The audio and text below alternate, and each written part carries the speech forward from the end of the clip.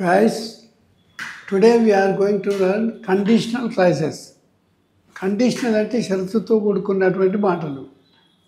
మనం ఎట్లా మాట్లాడుతుంటాం? నువ్వు డబ్బులు ఇస్తే నేను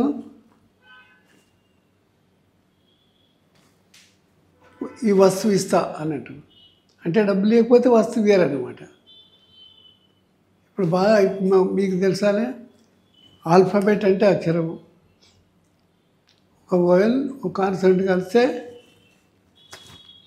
యాన్ అనేది ఒక సౌండ్, ఒక వర్డ్ కూడా ఏర్పడ్డది. అన్ యాంట్ అని అన్నాము. రెండు పదాలు కలిస్తే ఫ్రేజ్ అన్నాం. అన్ యాంటీస్ అన్నాం. ఒక చీమ ఉన్నది అన్నాడు. అది అసంపూర్ణ వాక్యము, దాన్ని క్లాజ్ అంటారు. ఆబ్జెక్ట్ లేని వాక్యము క్లాజ్. ఎవరివన్నీ ఉండొచ్చు, ఏ సబ్జెక్ట్ అన్నీ ఉండొచ్చు. ఇప్పుడు మనము there are 3 conditional sentences in English. 3 రకాల షరతులతో కూడుకున్నటువంటి వాక్యాలు ఉంటాయి. ఫస్ట్, అన్ఫుల్ఫిల్డ్ కండిషన్, అసంపూర్ణమైనది, పూర్తి కానిది, మధ్యలో ఆగిపోయేది అన్నమాట. ఇక్కడ చూడండి,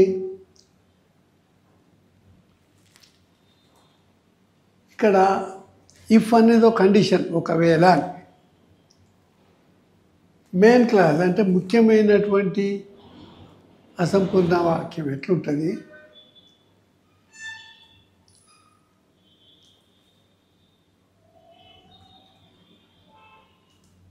హెల్పింగ్ వర్బ్ టు తోటి వస్తే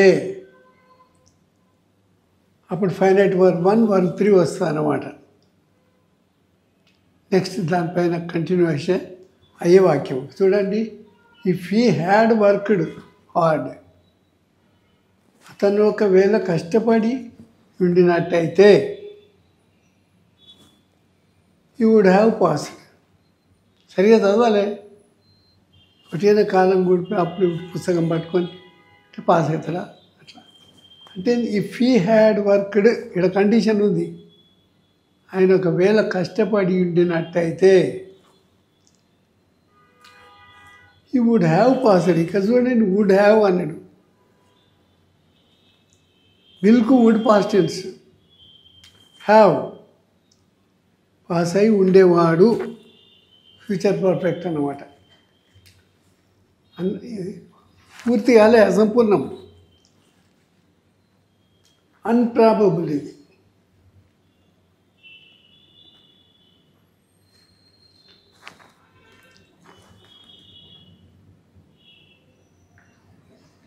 impossible, imaginary,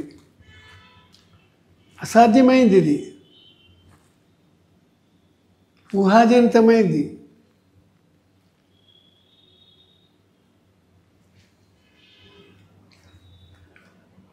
if they played, ఒకవేళ వాళ్ళు ఆడినట్టయితే they would win the match. ఇది దీనికి సంబంధించిందే 1 and 2. మొదటిది.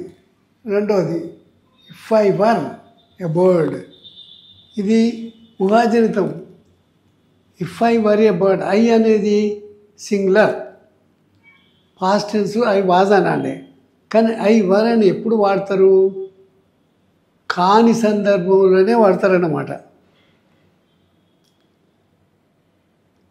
ఇప్పుడు జాన్ మిల్టన్ ఏమన్నాడంటే, if I were the son of sun I would have ruled worlds and worlds అన్నాడట. నేను ఇఫ్ ఐ వర్, ఒకవేళ నేను సన్ ఆఫ్ సన్, సూర్యుని యొక్క కొడుకునైతే, ఒకసారినేమో ఎస్ఓఎన్, ఇంకోసారినేమో ఎస్విఎన్, సూర్యుని కొడుకుని అయినట్టయితే ఐ వుడ్ హ్యావ్ రూల్డ్, నేను పరిపాలించేవాడిని, వరల్డ్స్ అండ్ వరల్డ్స్, ప్రపంచాలనే పరిపాలించేవాడిని. ఇక్కడ అది ఇమాజినరీ అన్నమాట. అది కాని పని, అది అన్ప్రాబబుల్, ఇది ఇంపాసిబుల్, అది అసలు కాదు. ఎవరు సూర్యుని కొడుకు గారు, ఎవరు పరిపాలించారు? అట్లనే if I were A bird, ఈ వర్ అనేది బీ ఫామ్ వర్బ్ వాడిండ్రు అన్నమాట. 2 నేను ఒకవేళ పక్షినే అయినట్టయితే ఐ వుడ్ ఫ్లై, నేను ఎగిరిపోయేవాడిని.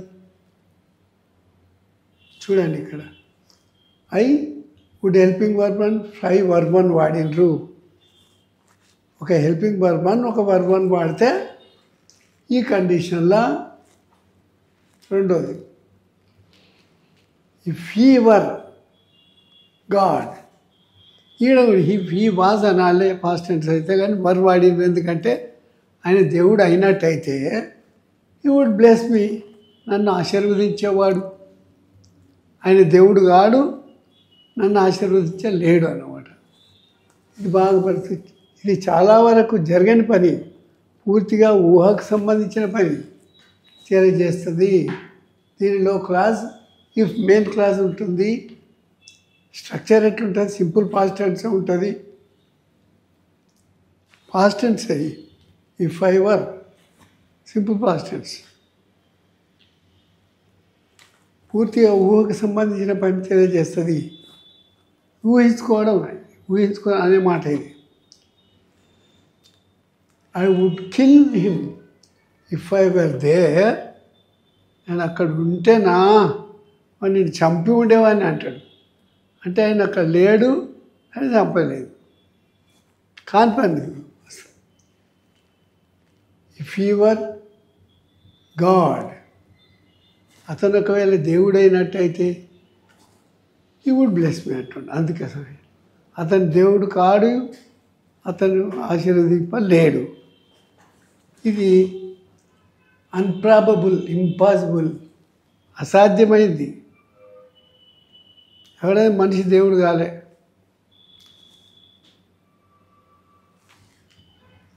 ఈ కండిషన్లో బీ ఫామ్ వర్బు వర్గా మాత్రమే మారుతుంది. థర్డ్ పర్సన్ సింగులర్ నెంబర్ ఉన్న వాజ్ బదులు వర్ వాడతారన్నమాట. వాజ్గా మారదు. సబ్జెక్ట్ సింగులర్ అయినా ప్లూరల్ అయినా సరే వర్ మాత్రమే వస్తుంది.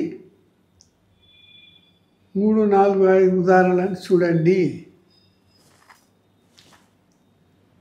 If I were A bird అని, నేను ఒకవేళ పక్షిని అనేది, మనం పక్షిగామో మనం ఎగరలేము. అది ఊహాజనితమైంది. ఇది ఓపెన్ కండిషన్. ఒక పని జరుగుటకు ఒక షరతు నెరవేరనని చెప్పును, కానీ ఆ షరతు నెరవేరవచ్చును లేదా నెరవేరకపోవచ్చు. చూడు ఇక్కడ ఈ కండిషన్లో ఇఫ్ క్లాజ్ అంటే అసంపూర్ణ వాక్యము, సెంటెన్స్ అంటే వాక్యం, సంపూర్ణ వాక్యం. ఇఫ్ క్లాజ్ మరియు మెయిన్ క్లాజులు ఉంటాయి. క్లాజ్ అనగా వర్బ్ ఉండే మాట సముదాయం అని అర్థం, ఆబ్జెక్ట్ లేదు. ఈ కండిషన్లో ఇఫ్ క్లాజ్ సింపుల్ ప్రెజెంట్ టెన్స్లో ఉంటుంది, మెయిన్ క్లాజ్ ఏమో సింపుల్ ఫ్యూచర్ టెన్స్లో ఉంటుంది. వుడ్ ఉంటుంది, విల్లే ఉంటుంది అన్నమాట సింపుల్ ఫ్యూచర్ టెన్స్లో. చూడండి ఇక్కడ ఇఫ్ మెయిన్ క్లాజు పాస్ట్ టెన్స్లో ఉంటుంది,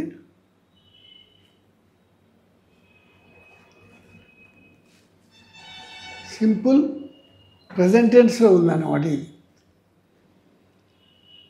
ఇఫ్ హీ వర్క్స్, అతను ఒకవేళ పని చేస్తే if he works hard he will pass. ఆయన కష్టపడి పని చేస్తే పాస్ అయ్యేవాడు. ఐటీఐ చేస్తున్నాడు, టూల్స్ తయారు చేయమని చెప్పిండ్రు.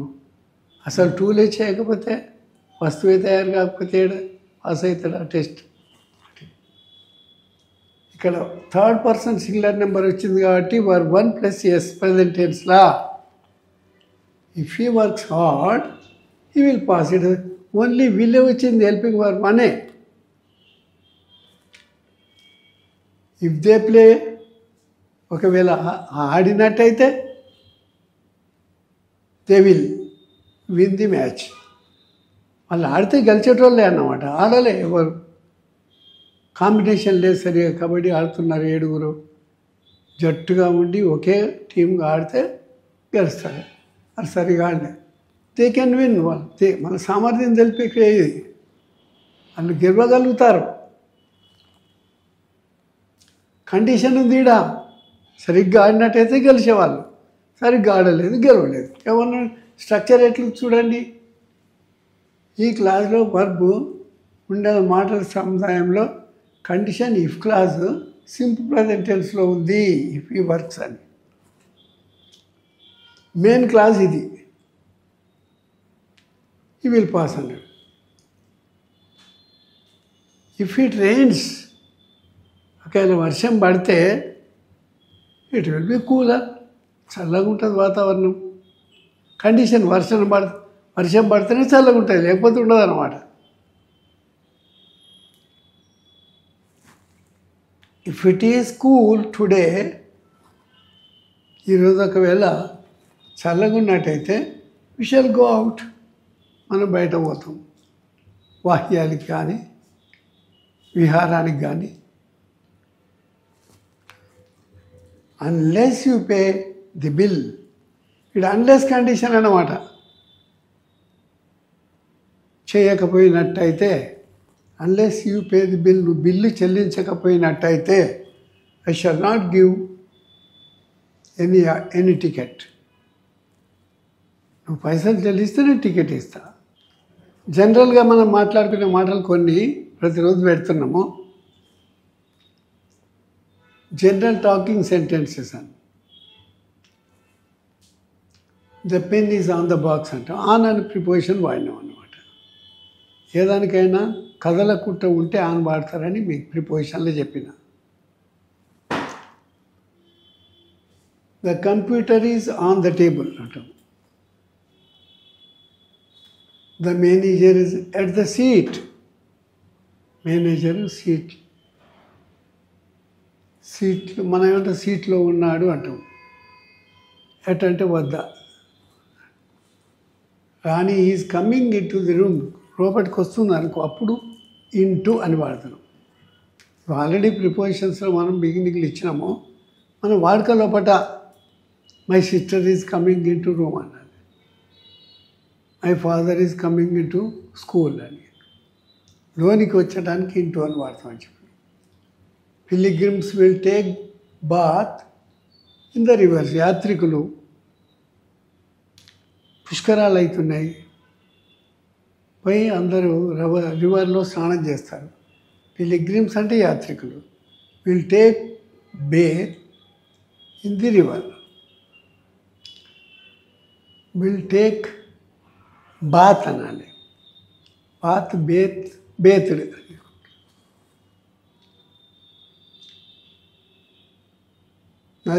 యాత్రికులు నదిలో స్నానం చేస్తారు. ఇక్కడి నుంచి గంగా నదిలో పోయి స్నానం చేయడానికి పోతారు. గంగా పుష్కరాలు అవుతాయి, గోదావరి పుష్కరాలు అవుతాయి, కృష్ణా పుష్కరాలు అవుతాయి. అట్లా అంటే ఒక 10 సంవత్సరాలకు ఒకసారి ఒక నక్షత్రం లోపల ఒక సమయంలో ఆ నదిలో స్నానం చేస్తే పునర్జన్మ ఉండదు అని ఒక నమ్మకం హిందూ మతస్థులకు. అందుకోసం అందరూ పోయి అలా స్నానం చేస్తారు. Pilgrims will take bath in the river. నదిలో స్నానం చేయడం దీన్ అని వాడు.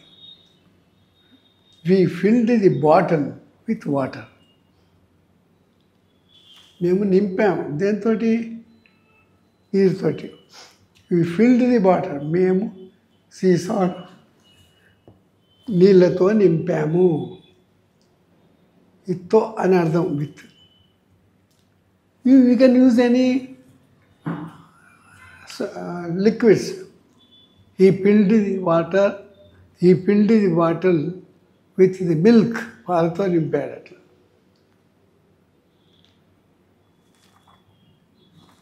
She filled the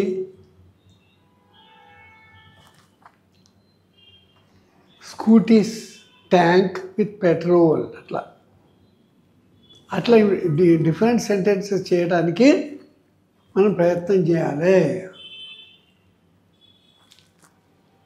general knowledge questions. ఇది నేను ఇచ్చినావు ఇప్పుడేనా?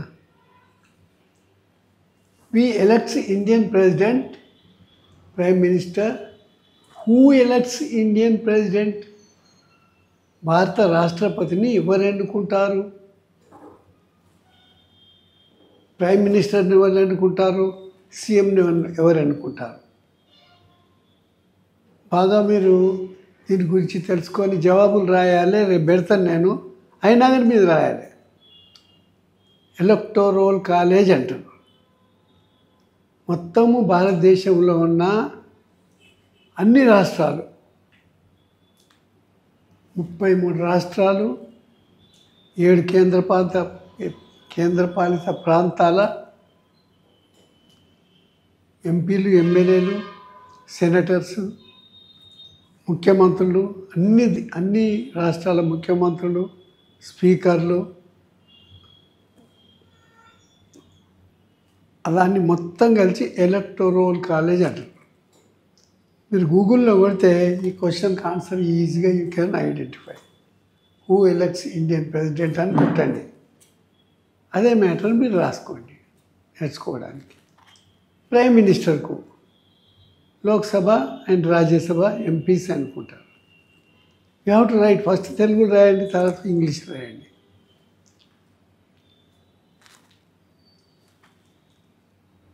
Parliaments, upper house and lower house MPs will elect prime minister అని రాయాలి. ఇటు సైడ్ ఒక సైడే రాయాలి.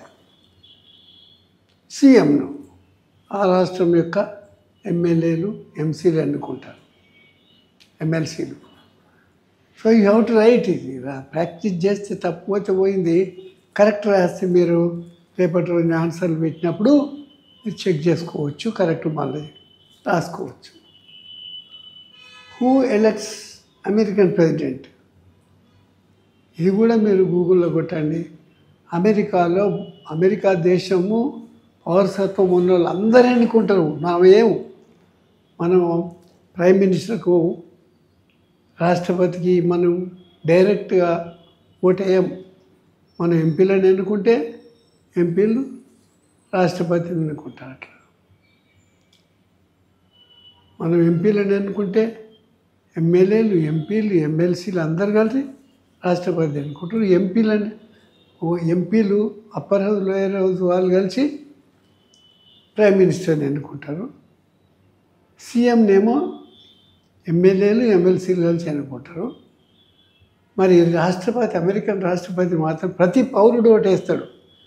ఆడ మొట్టమొదటి పార్టీ ఎలక్షన్స్ అయితే 7 పార్టీలు ఉన్నా 2 వర్గాలు అన్నమాట. Democratic party, republican party. ఏ పార్టీలు చిన్న పార్టీలని వీళ్ళతోటన్నా వాళ్ళతోటన్నా జత కలపాలి అంతే. మన దగ్గర లెక్క 7 పార్టీలు ఉండేవాడు. తర్వాత వాళ్ళు డైరెక్ట్గా ప్రెసిడెంట్కే ఓటేస్తారు. మరి వాట్ ఈజ్ హిస్ డ్యూటీ? దీని గురించి అమెరికన్ ప్రెసిడెంట్ డ్యూటీకి మన ఇండియన్ ప్రెసిడెంట్ డ్యూటీకి చాలా తేడా ఉంటుంది. దాని గురించి you come to know and write the answer tomorrow. I will give that answer. Whose election you think is better? కొద్దిగా బాగా ఆలోచించండి. అమెరికన్ ప్రెసిడెంట్ ఎలక్షన్ మంచిదా, ఇండియన్ ప్రెసిడెంట్ ఎలక్షన్ మంచిదా? మనం డైరెక్ట్ ఎన్నుకుంటలేము ఇండియన్ ప్రెసిడెంట్, అమెరికాలో డైరెక్ట్ ఎన్నుకుంటున్నాం. Who is our governor? ఇది చిన్న సింపుల్ ప్రశ్న. అంటే ప్రతి ఏం తెలియదు, ఇంకా ఏం తెలియదు, ఏందో అనుకుంటాడు. You have to write that answer. That's all. ఇది కరెక్షన్స్. అంటే మనం సామాన్యంగా ఒకసారి వాడేటప్పుడు సింగులర్, ప్లూరల్ తెలియకుండా బిఫామ్ వర్బ్ యామ్ అనేది ఐకి మాత్రమే వాడతాం. ఈజ్ అనేది థర్డ్ పర్సన్ సింగులర్ వాడతాం. థర్డ్ పర్సన్ సింగులర్ అంటే proper, all proper nouns, names అన్నీ, all common nouns, all collective nouns in singular, all abstract nouns in, అవన్నీ సింగులర్ ఎప్పటికీ. ఆల్ మెటీరియల్ నౌన్స్ అని సింగులరే. మిగతాయి ప్లూరల్ ఏంది? ప్రాపర్ నౌన్లో ఉండవు, అన్నీ సింగులరే. కామన్ నౌన్లో కలెక్టివ్ నౌన్లోనే ఉంటాయి ఆ సింగులర్స్. తర్వాత కొన్ని వస్తువులకు మీకు నిన్నటి రోజు ఇచ్చింది కొన్ని ద్రవ పదార్థాలు ఎప్పటికీ సింగులర్స్ అయింది. వాటర్ సింగులరే, ఆహార పదార్థాలు బ్రెడ్ సింగులరే, ఫుడ్ సింగులరే. అట్లా లోహాలు గోల్డ్ కాపర్ గ్లాస్ అవన్నీ సింగులర్స్ అయ్యాయి. అవిటిని బాగా గమనించుకొని నిన్న మొన్న మొత్తం వాక్యాలు రాసి మీరు చెక్ చేసుకొని చూడండి. ఇప్పుడు ఇవి some nouns are plural in form but they are used as singulars. ఇవి నిజానికి బహువచనంలో ఉంటాయి కానీ సింగులర్గానే వాడతారు. మమ్స్, మిజిల్స్ అంటారు. వేసవి కాలంలో పిల్లలకు పొడ వస్తుంది. పిల్లలు జాగ్రత్తగా తెల్లటి గుడ్డేసి ఎక్కడ కదలనీయకుండా వేపాకు మా చిన్నతనంలో వేపాకు మీద కూర్చుండబెట్టేవాళ్ళు, పండబెట్టేవాళ్ళు. వేపాకు చాలా యాంటీబయాటిక్ అన్నమాట. పసుపు నీళ్ళు చల్లేవాళ్ళు ఏదైనా క్రిములు వస్తాయండి. ఇప్పుడు కూడా ఎక్కడ తిరగనియరు, ఒక తానే కూర్చుండబెడతారు. మంప్స్ అనేది, మీజిల్స్ తట్టు అంటారు చూడండి, అమ్మవారు అంటారు. ఇది ప్లూరలే కానీ సింగులర్గా వాడతారు. గేమ్స్ అండ్ స్పోర్ట్స్ ఆటలు, బిల్లార్డ్స్ ఏనుగు దంతములు ఆట అంటారు. ఒక పెద్ద టేబుల్ ఉంటుంది, దానిపైన లాన్ ఉంటుంది. అన్నూ కానీ పోడు కట్టె తీసుకొని ఎర్ర బంతి ఉంటుంది, తెల్ల బంతి ఉంటుంది, ఆకుపచ్చ బంతి ఉంటుంది, పసుపచ్చ బంతి ఉంటుంది. జస్ట్ లైక్ క్యారమ్స్ లెక్క. మన క్యారమ్స్ ఇట్లా కొడతాం, అదే నూకుతోటి కొడితే 6 హోల్స్ ఉంటాయి.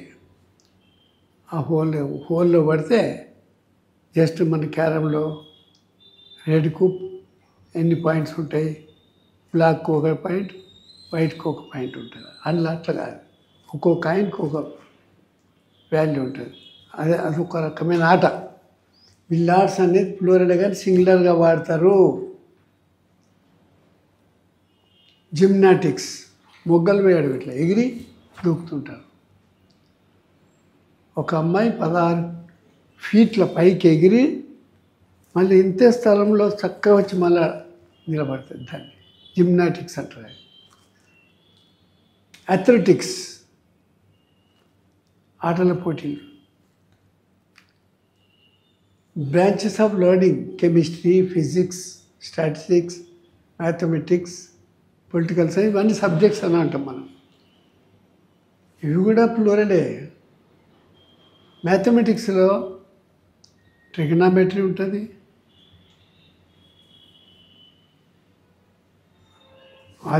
ఆల్జబ్రా ఉంటుంది, బీజగణితం, అంకగణితం, 3-4 సబ్జెక్ట్స్, రేఖాగణితం, అవన్నీ ఉంటాయి. అది ప్లూరలే కానీ సింగులర్నే వాడతారు. Political science. ఇక్కడ చూడండి, అంటే మనము ఈ పదాలు వస్తే ప్రజెంట్ టెన్స్లో చెప్తేనేమో ఈజ్ వాడాలి. డిక్లరేటివ్ సెంటెన్స్లో, వర్క్ మోటివ్ సెంటెన్స్లైనా పాస్ట్ టెన్స్లో చెప్తే వాజ్ వాడాలి. ప్రజెంట్ పర్ఫెక్ట్ చెప్తేనేమో హ్యాస్ వాడాలి. హ్యావ్ వాడద్దు, హ్యావ్ ప్లూరల్కే. ఐ హ్యావ్ అనాలి, we have, you have, they have అనాలి. హ్యాస్ అనేది ఓన్లీ 3rd పర్సన్ సింగులర్ నెంబర్కే. ఇప్పుడు బాగా చూడండి, mumps is a disease. Mumps ఒక రకమైన జబ్బు. Happens to children summer.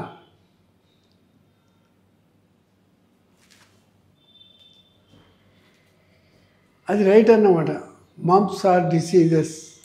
Mumps are disease happens to children in summer అనొద్దు, రాంగ్. అది ఆరు వాడద్దు. Physics is my brother's favourite subject. Physics అంటే బైపీసీ స్టూడెంట్స్కు ఎందుకంటే వాళ్ళకి లెక్కలు సరిగా రాలేదనుకో, మ్యాథ్స్ వచ్చిన వాళ్ళకి ఫిజిక్స్ చాలా సులువు. కంపల్సరీ మ్యాథ్స్ నిత్య జీవితంలో నేర్చుకోవాల్సిందే. ఒకవేళ ఆ టీచర్ సరిగ్గా చెప్పలేకపోతే చెప్పి టీచర్ దగ్గరికి అన్న పోయి నేర్చుకోవాలి. మరి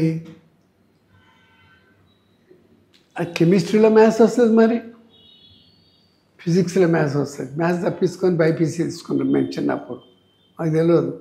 8th క్లాస్లో మ్యాథ్స్ చెప్పే టీచర్కి మ్యాథ్స్ రావు, మేము అడిగితే కొట్టేది. అప్పుడు ఆ రోజులలో తల్లిదండ్రులు వచ్చి నాన్న కొట్టిండంటే నువ్వు రాయలేదేమో కొట్టిండు అనేవాళ్ళు. ఈ రోజులైతే అసలు ఆయనను టీచర్ అసలు పిల్లల తల్లిదండ్రులు పోయి కొట్టేవాళ్ళు, అట్లా దెబ్బలు కొట్టేది. ఆయనకు రాదు ఫస్ట్ లెక్కలు, మాకు ఏం లెక్కలు రాలే. 9th పోయినాం, అప్పుడు ఎంపీటీసీ అంట, HSSC అంట, higher secondary school certificate, intermediate direct అన్నమాట. ఇక ఎస్ఎస్సి ఎగ్జామ్ ఉండకపోయేది. ఆ భయానికి మేము అనలేకపోతే కథ 10th క్లాస్ ఫిజిక్స్ రాగానే లెక్కలు ఉండేవి. ఇది లెక్కలు రానాయన, ఆ లెక్క చేయకపోతే ఓన్లీ థియరీ క్వశ్చనే రాసాయి. ఆ థియరీకి 2 మార్కులు, లెక్కలకు 2 మార్కులు ఉంటాయి. Physics is my brother's favourite subject. Is అని ఆడాలి. ఫిజిక్స్ అంటే 2, 3 ఉంటాయి. అట్లా ఫిజిక్స్లో కెమిస్ట్రీలో కూడా 3, 4 సబ్జెక్ట్స్ ఉంటాయి. బయోకెమిస్ట్రీ ఉంటుంది,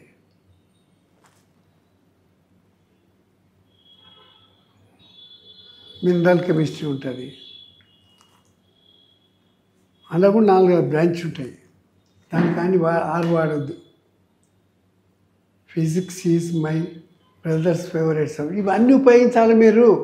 linguistics is a subject of languages. Linguistics అంటే భాషా ప్రావీణ్య శాస్త్రం. ఈ భాషా పండితులు ఏమంటారంటే ప్రపంచంలో ఉన్న భాషలు ముఖ్యమైనవి సంస్కృతం, ఇంగ్లీష్, జర్మనీ, పర్షియన్. ఈ పురాతనమైన సబ్జెక్ట్స్ అంటే కొన్ని వేల సంవత్సరాల నుంచి ఉన్నటువంటి అన్నీ ఒకటే భాష, ఒకటే భావం నుంచి ఏర్పడినాయి అంటారు. దాన్ని లింగ్విస్టిక్స్. మదర్ అంటాం, మాతృ అని సంస్కృతంలో, మాత అనేది తెలుగు. అంటే అన్ని మానించి వచ్చినాయి. పితృ అనేది సంస్కృతం, పిత అనేది హిందీ, ఫాదర్ అనేది దాన్ని. అంటే అవన్నీ వాటి రూపం ఇస్తారన్నమాట. నేను స్టేట్ లైబ్రరీలో పోయి చూసిన పెద్ద డిక్షనరీ ఉంది ఇంతలో. అందులో అన్ని 7 లాంగ్వేజెస్ ఉన్నాయి ఒక పదానికి అర్థం. యాక్చువల్గా స్టేట్ లైబ్రరీ ఎంత వాల్యుబుల్ లైబ్రరీ అంటే ప్రతి ఒక్కరు పోతే ఇప్పుడు ఇంగ్లీష్ డిపార్ట్మెంట్ మొత్తం ఒక 7-8 రూమ్లు కలిసి ఉంటాయి. ఒక దాంట్లో మొత్తం పోయిటరీ, పద్య భాషలో మొత్తం ప్రోజ్, అందులో నావెల్స్, ఒక దాంట్లో మొత్తం డ్రామాస్ ఉంటాయి, ఒక దాంట్లో నావెల్స్ ఉంటాయి. అట్లా ఉంటాయి. మన సిస్టమేటిక్ సీరియల్ ఆర్డర్లు ఉంటుంది. మనం బోగిని షేక్స్పియర్ది ఒథెల్లో కావాలంటే ఇస్తారు వాళ్ళు, సంతకం తీసుకొని ఇస్తారు, అక్కడ కూర్చొని చదువుకొని మళ్ళీ హ్యాండ్ ఓవర్ చేసిపోవాలి. అంటే మరి అది అవన్నీ లింగ్విస్టిక్స్ అన్నారు దాన్ని, భాషా ప్రావీణ్య శాస్త్రం. అది linguistics is a subject of languages అని అనాలి. ఇవన్నిటి మీరు వాక్యాలను ఉపయోగించాలి. Chemistry is an important subject to doctors and pharma houses వాళ్ళకు కూడా కెమిస్ట్రీ చాలా important. Make sentences using present tense using is, past tense was, పర్ఫెక్ట్లో హ్యాజ్ ఉపయోగించి ఇవన్నీ 1 mumps, measles, billiards, gymnastics, athletics. Gymnastics is a wonderful game. అది athletics, linguistics, chemistry, physics, statistics, గణాంక శాస్త్రం, ఇది మ్యాథమెటిక్స్, గణిత శాస్త్రం, పొలిటికల్ సైన్స్. ఇవన్నీ మీరు వాక్యాలలో ఈజ్ ప్రజెంట్ అయితే ఈజ్ వాడాలి, పాస్ట్ టెన్స్ వాజ్ వాడాలి, పర్ఫెక్ట్ అయితే హ్యాజ్ వాడి వాక్యాలు చేయండి. Tomorrow I put that answers also, you can check. Preposition, ఈసారి ప్రిపోజిషన్ అని చెప్తుండే వాళ్ళు ఈడియం అని చెప్తుండే ఏంది తేడా అనుకోవచ్చు మీరు. ప్రిపోజిషన్ అనేది విభక్తి వాడేది. ఈడియం అంటే ఇది వర్బ్ తోటి సబ్జెక్ట్ గాను ఆబ్జెక్ట్ గాను వాడవచ్చేటువంటి దాన్ని ఈడియం అంటారు అన్నమాట. చూడండి ఇక్కడ ప్రొవైడ్ ఫర్, ఒకరికి కేటాయించడం అని. We can provide seat for ladies in RTC bus. అక్కడ రాసిపెట్టే రిజర్వ్ ఫర్ సీట్ లేడీస్ అని. ఇప్పుడు తెలంగాణ గవర్నమెంటు లేడీస్కు ఫ్రీ టికెట్ చేయగానే మొత్తం పోయి అందరనే కూర్చుంటుండట. ఈ జెంట్స్ వచ్చి ఏం చేయాలి మరి, ఏడల్లో పడాలి, ఎట్లా ఇబ్బంది అవుతుంది. అదే కర్ణాటక గవర్నమెంట్లో ఇట్లా జెంట్స్ హైకోర్టులో అప్పీల్ చేసుకుంటే అప్పుడు జెంట్స్కు రిజర్వేషన్ పెట్టారు సీట్లు. అది తెలంగాణ గవర్నమెంట్ వాళ్ళు జెంట్స్కు రిజర్వేషన్ కొన్ని సీట్లు ఉండాలి కదా మరి. 50% వాళ్ళకు 50% జెంట్స్కి ఉండాలి. ఒకవేళ జెంట్స్ ఖాళీ ఉంటే కూర్చోవాలి. సో ఇక్కడ చూడండి, వీ కెన్ ప్రొవైడ్, మనం కేటాయించవచ్చు seat for ladies in RTC buses. Even in trains, flights and reservation ఉంటాయి. Government provides reservation seat for MLAs and MPs. ముందటనే ఉంటాయి, వాళ్ళు వస్తే ఆడ కూర్చోవాలి, రాకపోతే ప్యాసింజర్ కూర్చుంటాడు. అట్లా ప్రొవైడ్ ఫర్ అంటే ఒకరికి కేటాయించాలి, దాన్ని వాడినాం మనము. డిఫరెంట్గా వాడాలి మరి. Idiom make end to end, ends to end, make ends to meet అంటాడు. అంటే to live with in one's income, ఒకరి ఆదాయం పైన నివసించడానికి సరిపోతుందా లేదా అనేది చూడండి. ఒకరి ఆదాయం పైన జీవనం కొనసాగించు, అవసరాలకు సరిపడు ఆదాయము. ఇట్లా వాడి we were living by fathers income, we were living by our fathers income. మా తండ్రి యొక్క ఆదాయం పైన మేము జీవనం కొనసాగించేవాళ్ళం ఉద్యోగస్తులమయ్యే వరకు. That could not make ends to meet. అసలు అన్ని అవసరాలకు సరిపోకపోయేది. పండుగలు వచ్చినాయంటే గుడ్డలు కావాలంటే సావుకారు దగ్గర పోయి అప్పు తీసుకొని బట్టలు పెట్టించుకునేవాళ్ళు. అట్లా పండుగలు కిరాణా దుకాణంలో అప్పు తీసుకునేవాళ్ళు, సరిపోకపోవడం అన్నమాట. ఇక్కడ చూడండి, we were living by fathers income, నేను తండ్రి యొక్క ఆదాయం పైన నివసించే వాళ్ళము. That could not make ends to meet. చివరి వరకు అంటే రోజు నెల జీతం వచ్చాక మళ్ళీ నెల జీతం వచ్చే వరకు ఈ వచ్చిన ఆదాయం సరిపోకపోయేది.